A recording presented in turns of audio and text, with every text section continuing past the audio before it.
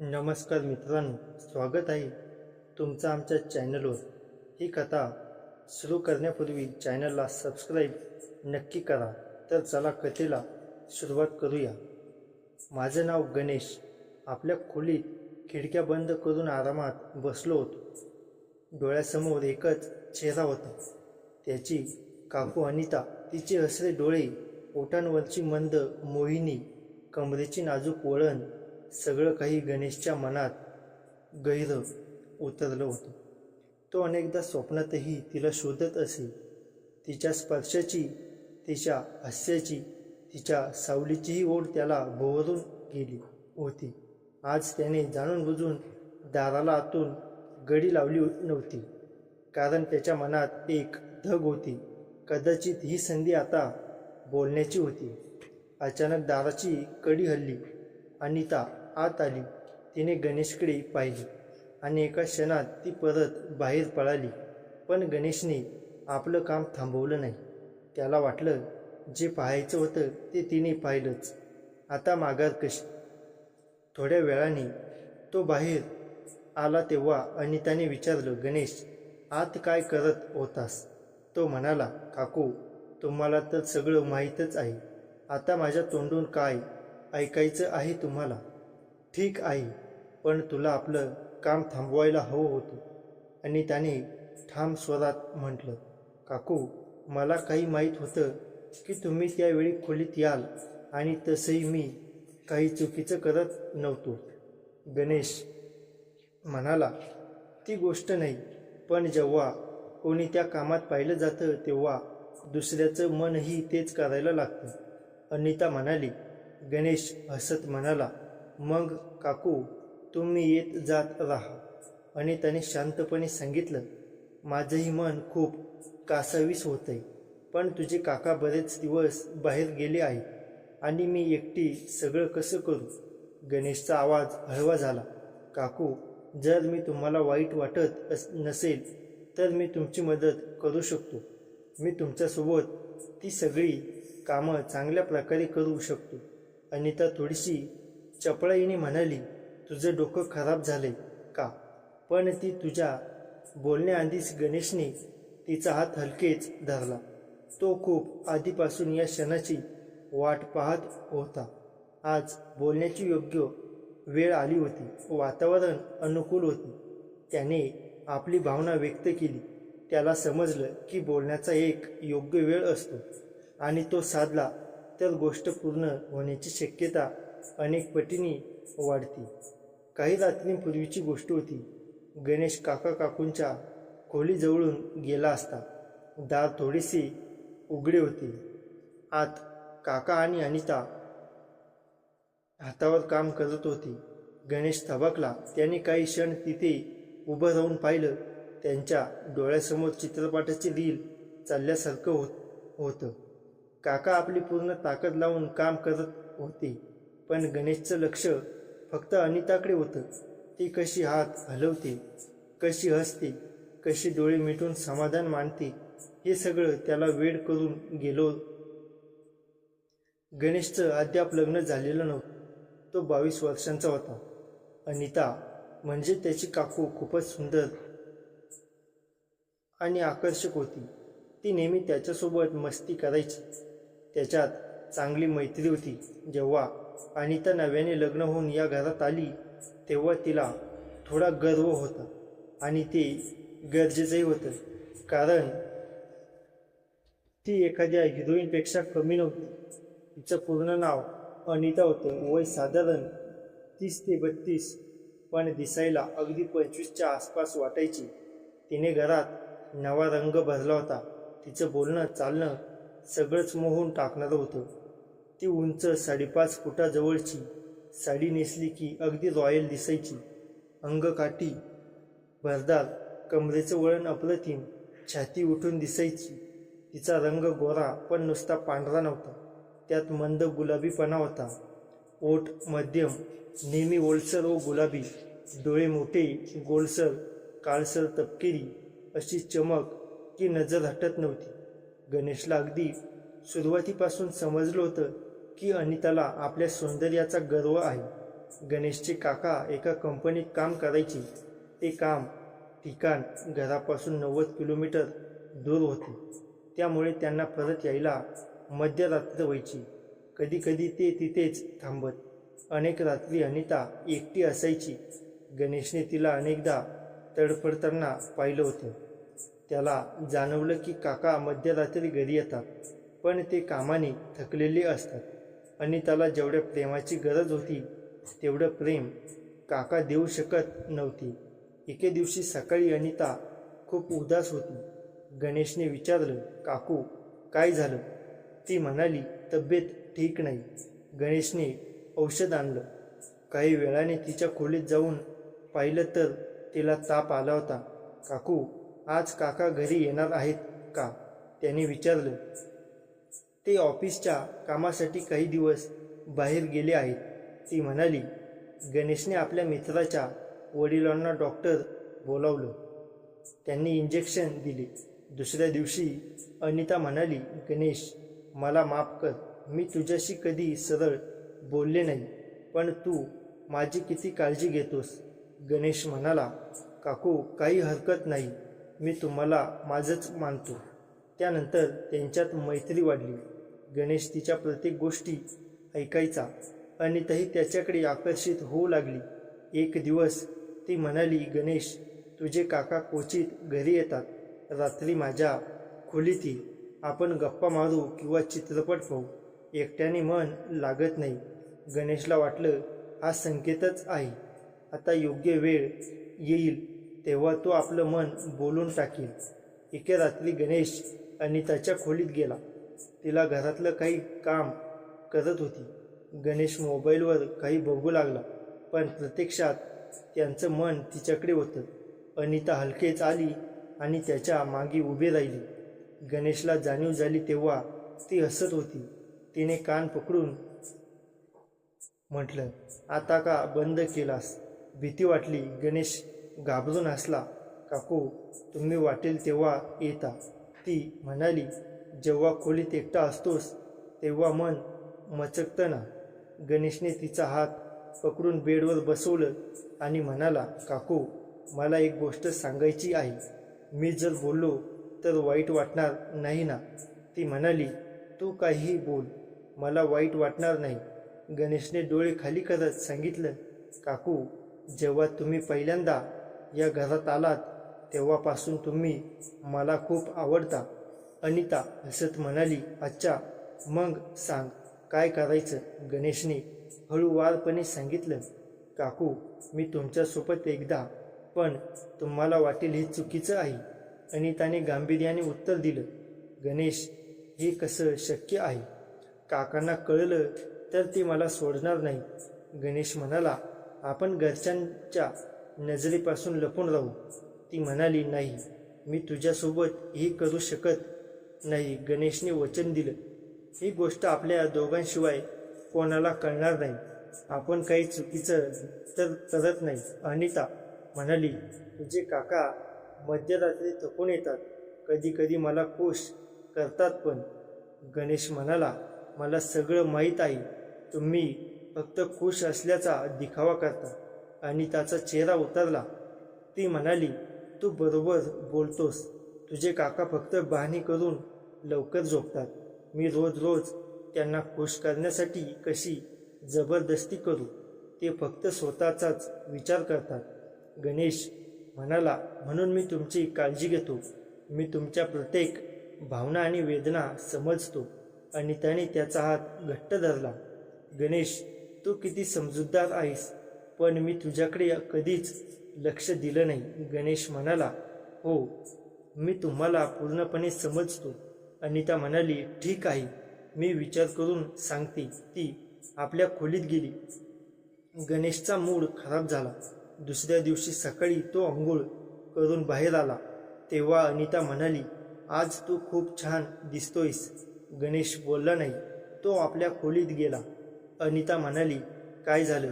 माझ्यावर नाराज आहेस का? गणेश म्हणाला, तुम्ही जा, मला बोलायचं नाही. तो बाहेर गेला. संध्याकाळी परतला तेव्हा काका घरी आले होते. गणेशचा मूड आणखी खराब झाला. काका म्हणाले, गणेश ठीक आहेस ना? हो, असं म्हणून तो आपल्या खोलीत गेला. जेवणाच्या वेळी गणेश अनिताकडे पाहत होता. ती हसत त्याला शांत राहण्याचा इशारा करत होती. काका गेल्यावर अनिता जवळ आली. तो नाराज आहेस का? हो, गणेश म्हणाला. ती म्हणाली, हे चुकीचं आहे. गणेश म्हणाला, मी आज रात्री इथेच बसणार. तो खोलीत गेला. रात्री सर्वजण झोपल्यावर गणेशने आपल्या खोलीचा दार उघडलं. तो छतावर गेला. थोड्याच वेळात पावलांचा आवाज आला. अनिता छतावर आली. ती जवळ बसली. वेडा झालास का? इतक्या रात्री छतावर काय करतोस? ती म्हणाली. गणेश म्हणाला, मी जे मनात येईल ते करीन. अनिताने त्याचा हातात घेतला. गणेश, माझीही तुझ्यासोबत अशीच इच्छा आहे, पण आपण ते काम करणार नाही, कारण हे आपल्या दोघांसाठी चांगलं नाही. पण जे काम तू माझ्यासोबत करायचं आहेस ते एक दिवस नक्की करशील. फक्त संयम ठेव. गणेशने तिचं म्हणणं समजून घेतलं. तो खाली जाऊन झोपला. सकाळी चहा पित असताना काका आले. मी आज संध्याकाळी ऑफिसच्या कामासाठी बाहेर जात आहे. साधारण 1 महिन्याने परत येईन. गणेश, आता या घराची जबाबदारी तुझी आहे. काकूंची चांगली काळजी घे. गणेश म्हणाला. काका, निश्चिंत राहा. त्या सकाळी घरात शांतता पसरली होती. काका प्रवासाची तयारी करत होते. अनिता त्यांची बॅग भरून देत होती, पण तिच्या चेहऱ्यावर हास्य नव्हतं. तिने जाऊन काकांचा हात घेतला. आज रात्री फक्त माझ्यासाठी वेळ दे ना. मला आठवणीत काहीतरी ठेवायचं आहे. काका थकलेले होते. त्यांनी हलकेच गोंजारलं, पण काही उत्तर दिलं नाही. अनिता गप्प बसली. ते दृश्य गणेश पाहत होता. त्याला तिच्या वेदना समजत होत्या. संध्याकाळी गणेशने काकांना स्टेशन सोडलं. घरी परतला तेव्हा अनिता खोलीत खिडकीजवळ उदास बसली होती. डोळ्यात अश्रू होते. गणेश जवळ गेला. काकू, काय झालं? ती म्हणाली. काका आज क्वचित यायचे, आता थेट महिन्याने येतील. गणेशने तिला बेडवर बसवत सांगितलं. काकू, हरकत नाही, मी आहे ना तुमच्यासोबत, तुमची काळजी घेण्यासाठी. हे ऐकून अनिताने गणेशला मिठी मारली. ती मिठी क्षणभर नव्हती, तर खूप वेळ टिकली. तिचा श्वास थोडा खोल झाला. हृदयाची धडधड गणेशला जाणवली. तिने डोकं त्याच्या खांद्यावर ठेवलं. जणू सगळ्या वेदना त्या मिठीत विरघळायच्या होत्या. गणेशने तिचा चेहरा दोन्ही हातात घेतला. तिच्या डोळ्यात बघितलं. तिथे एक अधुरी आस, एक तळमळ आणि एक भावना होती, जी कुणाच्या सहवासाने पूर्ण व्हायची होती. त्याने तिच्या गालावर हळुवारपणे एक पप्पी घेतली. त्या पप्पीने सगळं सांगून टाकलं. ओढ, आदर, प्रेम. अनिताने डोळे मिटले. त्या क्षणाचं स्वागत केलं. दोघेही प्रेमात नजरेतच गुंग झाली. संवाद नव्हता, पण भावना बोलत होत्या. एक हळवा स्पर्श, एक सात्वन देणारी मिठी. त्या रात्री अनिताने प्रथमच मनापासून हलकं होणं शिकलं. तिच्या डोळ्यातील रिकामेपणा विरघळला. चेहऱ्यावर समाधानाचं हास्य उमटलं. गणेशने तिला फक्त हातात हात धरून सांगितलं, मी तुझ्यासोबत आहे. ती झोपली तेव्हा तिच्या ओठांवर एक शांत हास्य होतं. दुसऱ्या दिवशी सकाळी अनिताचा चेहरा आनंदाने उजळला होता. तिने गणेशचा हात पकडून म्हटलं, गणेश, खूप वर्षांनी मी असं हलकं वाटते. तुझ्या प्रेमामुळे, तुझ्या समजूतदारपणामुळे. त्या रात्रीनंतर त्यांचं नातं वेगळं झालं.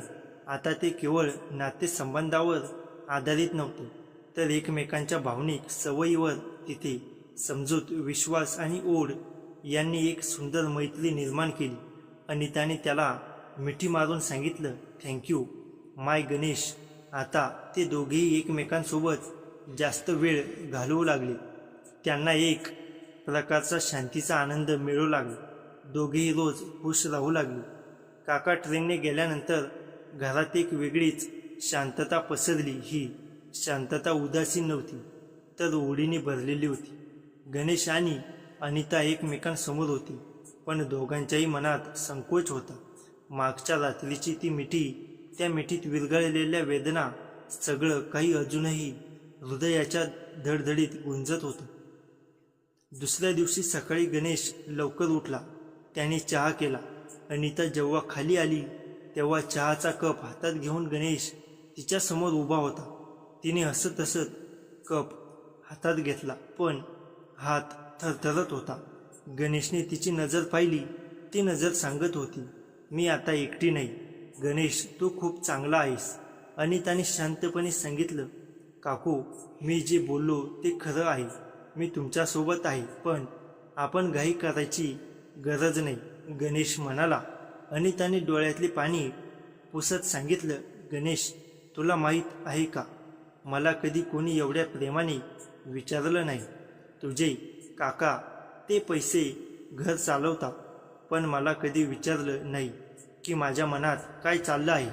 मी फक्त एका स्त्रीच्या शरीरातील एक कामाचे यंत्र बनून राहिले. गणेशने तिचा हात हळूवारपणे धरला. काकू, मी समजू शकतो, पण आपण हे नातं योग्य मार्गाने नेऊया. मला तुम्ही फक्त एक देह म्हणून नको आहात. मला तुमच्या मनाशी नातं हवं आहे. अनिता ही बोलणी ऐकून थोडी आश्चर्यचकित झाली.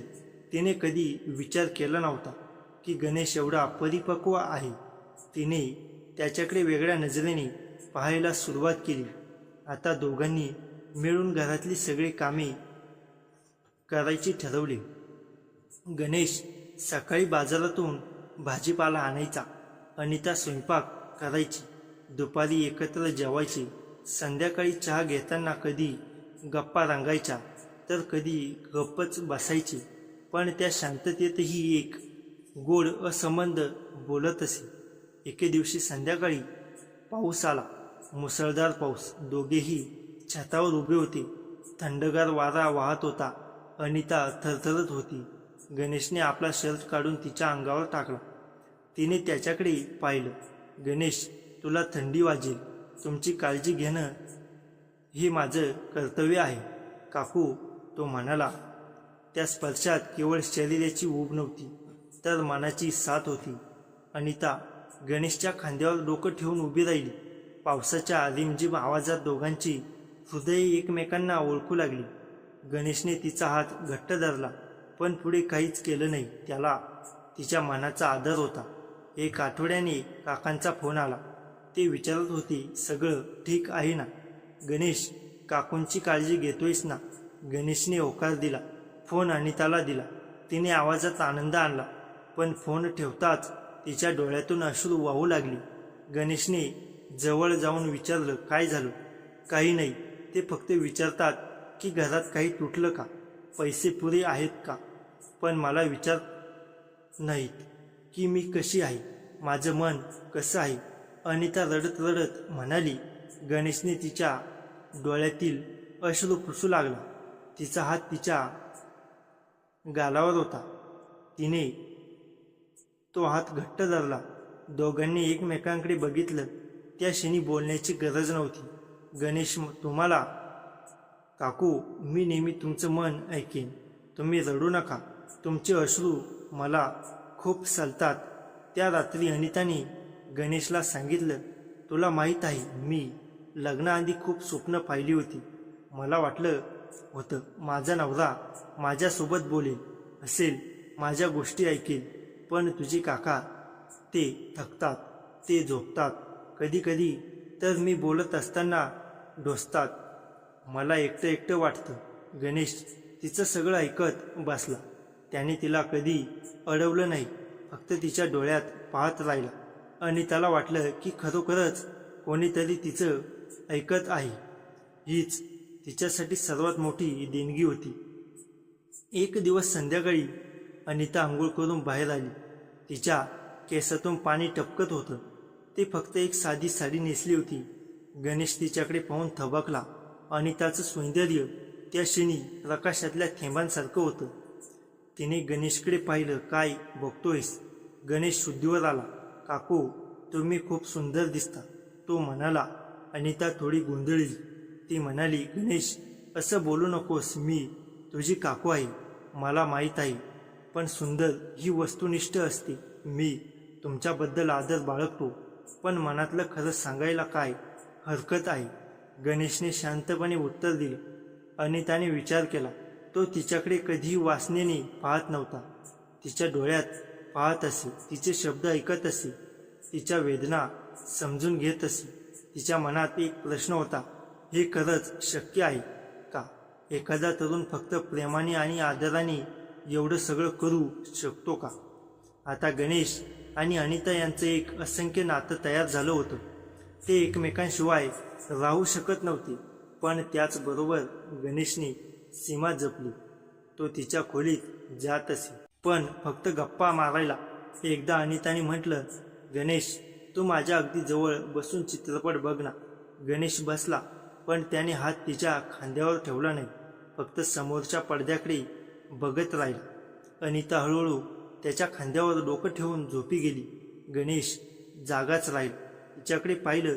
तिच्या ओठांवर एक शांत हास्य होतं. तो म्हणाला, काकू, तू खूप सुंदर आहेस, पण मी तुझा विश्वास कधीही तोडणार नाही. तिने स्वप्नात हात पुढे केला. गणेश, बोलली. गणेशने तिचा हात हातात घेतला. थोडा वेळ तिचं स्वप्न सत्य वाटलं, पण लगेचच त्याने तिचा हात हळुवारपणे सोडला आणि तिला तिच्या खोलीत नेऊन बिछाण्यावर झोपवलं. तिला चादर ओढून दिली. तिचा मान सन्मान राखला. एक सकाळ होती. गणेश गप्प बसला होता. आणि त्याने विचारलं, गणेश, तू कधी मला विचारलं का तुझ्यावर प्रेम आहे की नाही? गणेश म्हणाला, नाही, कारण प्रेम विचारून होत नाही, ते जाणवतं. आणि मला जाणवत की तुम्ही माझ्यावर विश्वास ठेवता, एवढंच पुरेसं आहे. अनिता म्हणाली, गणेश, मी तुझ्यावर प्रेम करते. तो दिसायला हिरोसारखा आहेस म्हणून नव्हे, तर तू माझ्या मनात बघतोस म्हणून, तू माझ्या अश्रूंचा आदर करतोस म्हणून. पण मी तुला सांगते, हे योग्य नाही. मी तुझी काकू आहे. गणेश तिच्या डोळ्यात बघत म्हणाला, काकू, मी तुम्हाला प्रेम करण्यास भाग पाडत नाही, पण तुमच्या मनात जे आहे ते बोलण्यात काही चुकीचं नाही. आपण हे नातं सीमेत ठेवूया. काका परत येतील तेव्हा आपण त्यांच्याशी प्रामाणिक राहूया. तुम्ही त्यांना सांगू शकता की तुम्हाला प्रेमाची गरज आहे. कदाचित ते बदलतील. अनिता हसली. हास्य निराशेचं नव्हतं, तर दिलाश्याचं होतं. काका परत येतात. 1 महिना संपला. काका परत आले. त्यांना पाहून अनिता उठली. गणेशने त्यांचं सामान आत ठेवलं. काका थकून भागून घरी आले होते, पण यावेळी अनिताने त्यांच्याकडे अपेक्षेने पाहिलं. तुम्ही आलात? ती म्हणाली, हो. घरात काही खास झालं का? काकांनी विचारलं. हो, मी आता बदलले आहे. मी तुमच्याशी बोलू इच्छिते. अनिता म्हणाली. काका थोडे गोंधळले. गणेश म्हणाला, काका, आपण सगळे बसून बोलूया. त्या रात्री अनिताने काकांना सगळं सांगितलं. तिने सांगितलं की तिला एकटेपणा वाटतो. तिला प्रेम, स्पर्श, संवाद हवा आहे. काका सुरुवातीला नाराज झाले, पण गणेशने त्यांना शांतपणे सांगितलं, काका, तुम्ही कधी काकूंच्या मनात बघितलं का? तुम्ही कधी त्यांना हृदयाशी धरलं का? फक्त प्रेमाने. तुम्ही थकता हे खरं, पण त्यांचीही गरज आहे. काका गप्प बसली. त्यांनी अनिताचा हात धरला. सॉरी, मी तुझ्याकडे दुर्लक्ष केलं. आता मी प्रयत्न करीन, ती म्हणाली. अनिताच्या डोळ्यातून अश्रू आले, पण यावेळी ते दुःखाचे नव्हते, तर दिलासाचे होते. गणेशने शहरात नोकरी स्वीकारली होती. तो आता स्वतंत्र झाला होता, पण दर महिन्याला एकदा तरी आपल्या काकूंना भेटायला येत असे. आता घरातील वातावरण पूर्णपणे बदलले होते. काका अनिताबरोबर वेळ घालवू लागले होते. ते दोघेही आता सोबत फिरायला जात, चित्रपट पाहत, एकत्र हसत खेळत. अनिताच्या चेहऱ्यावरचा उदासपणा हरवला होता. तिचे डोळे आता नव्या उमेदीने चमकत होते. गणेश जेव्हा येत असे तेव्हा अनिता त्याच्यासाठी खास पदार्थ बनवत असे. ती त्याला बहिणीप्रमाणे प्रेम करू लागली होती. तिच्या मनात गणेशबद्दल कृतज्ञता होती, कारण त्यानेच तिला तिच्या हक्कांची जाणीव करून दिली होती. एके दिवशी गणेश घरी आला असताना काका म्हणाले, गणेश, तू आता मोठा झाला आहेस. तुझ्या लग्नाचा विचार करायला हवा. गणेश हसत म्हणाला, काका, लग्न जमलं तर करीन, पण आता मला करिअरवर लक्ष द्यायचं आहे. अनिताने त्याच्याकडे पाहिलं. गणेश, कोणीतरी चांगली मुलगी शोधून आण. तुला कोणी हवी आहे का? गणेशने मनातल्या मनात एका मुलीचा विचार केला. सोनाली. ती त्याच्या ऑफिसमध्येच काम करायची. नेहमी हसतमुख, चैतन्यपूर्ण, स्वाभिमानी. तिला पाहून गणेशला नेहमीच बरे वाटत असे, पण तो आपल्या मनातील भावना व्यक्त करू शकला नव्हता. काकूंशी झालेल्या अनुभवाने त्याला एक गोष्ट शिकवली होती, बोलण्याची योग्य वेळ ओळखावी. एक दिवस ऑफिसमध्ये सोनाली गणेशकडे आली. गणेश, आज माझा वाढदिवस आहे. संध्याकाळी मी पार्टी देते आहे, येशील का? गणेशने होकार दिला. त्या संध्याकाळी सोनाली गुलाबी ड्रेसमध्ये खूप सुंदर दिसत होती. गणेशने तिला एक पुस्तक भेट दिलं. तू आवडतं वाचतेस म्हणून हे पुस्तक आणलं. तो म्हणाला. सोनालीला त्याची ही हळवी देणगी खूप आवडली. त्या रात्री गणेश घरी परतला तेव्हा त्याच्या मनात सोनालीचाच विचार होता. त्याने ठरवलं की हळूहळू तिला आपल्या भावना सांगायच्या. पण एक दिवस ऑफिसमध्ये सोनालीला एखादा सहकारी त्रास देत असल्याचे गणेशच्या लक्षात आले. त्याने लगेच त्या सहकार्याला समजावून सांगितले आणि सोनालीची बाजू घेतली. सोनाली त्याच्या या वागण्याने प्रभावित झाली. एके दिवशी ती गणेशला म्हणाली, तू अशा का करतोस? मला सांग की तुझ्या मनात काय आहे? गणेश शांतपणे म्हणाला, सोनाली, मी तुझ्यावर प्रेम करतो, पण तुझ्यावर कुठलीही जबरदस्ती करायची नाही. तुला जर माझ्यासोबत राहायला आवडतं असेल तर आनंदाने, नाही तर मी तुझा एक चांगला मित्र म्हणून नेहमी तुझ्या मदतीला तयार आहे. सोनाली हसली. गणेश, तू खूप वेगळा आहेस. इतके दिवस मी तुझ्याकडे पाहत होते, पण तू आपली भावना लपवून ठेवल्यास. हो, मलाही तुझ्याबद्दल आकर्षण आहे, पण लग्नाचा विचार करण्याआधी आपण एकमेकांना व्यवस्थित समजून घेऊया. अशा रीतीने दोघांमध्ये एक गोड मैत्रीचे नाते निर्माण झाले. दररोज एकत्र चहा पिणे, गप्पा मारणे, एकमेकांचे विचार जाणून घेणे, यातूनच प्रेम अधिक घट्ट होत गेले. 3 महिन्यांनी गणेश एकदा घरी आला तेव्हा त्याने काकूंना सोनालीबद्दल सांगितले. काकू, मी एका मुलीवर प्रेम करतो. तिचं नाव सोनाली, पण मला शंका आहे की ती खरंच मला समजेल का? अनिताने त्याचा हात हातात घेतला. गणेश, तू खूप शहाणा आहेस, पण प्रेमात डोक्याने विचार करू नकोस, मनाने कर. तू मला योग्य मार्ग दाखवला. आता मी तुला सांगते, जी मुलगी तुझ्या मनातील चांगुलपणा समजून घेईल तीच तुझ्यासाठी योग्य. तिला योग्य वेळी मनातील गोष्ट सांगून टाक. मी तुझ्यासोबत आहे. गणेशला काकूंच्या या बोलण्याचा मोठा आदर वाटला. त्याने ठरवलं की सोनालीच्या वाढदिवशी तिला प्रपोज करायची. सोनालीच्या वाढदिवशी गणेशने तिला एक गुलाबी गुलाब दिला. सोनाली, मला तुझ्याशी खूप जुनं नातं आहे. हे नातं आता आयुष्यभराचं करायचंय. माझ्यासोबत तू तुझ्या आयुष्याचा प्रवास करशील का? सोनालीच्या डोळ्यात पाणी आले. गणेश, तू खूप चांगला आहेस. मी तुला नकार कसा देऊ शकते? हो, मी तुझ्यासोबत राहू इच्छिते. दोघांनी एकमेकांना हृदयाशी धरले. त्या क्षणी संसाराची सुरुवात झाली. लग्नाची तयारी सुरू झाली. गणेशने सोनालीला घरी आणले. काका आणि काकूंनी तिचं हार्दिक स्वागत केलं. अनिता सोनालीला म्हणाली, गणेश हा खूप समजूतदार आहे. त्यांच्यासोबत तुला कधी एकटेपणा जाणवणार नाही, पण तूही त्याची काळजी घेशील अशी अपेक्षा. सोनाली हसत म्हणाली, काकू, मी त्याचा खूप आदर करते. त्याच्यासारखा चांगला माणूस मिळणे ही माझं भाग्य आहे. लग्न झालं. घरात आनंदाची लाट होती. गणेश आणि सोनाली यांनी एकत्र नवा संसार सुरू केला. लग्नानंतर 6 महिन्यांनी अनिता गरोदर राहिली. ती आनंदाने नाचू लागली.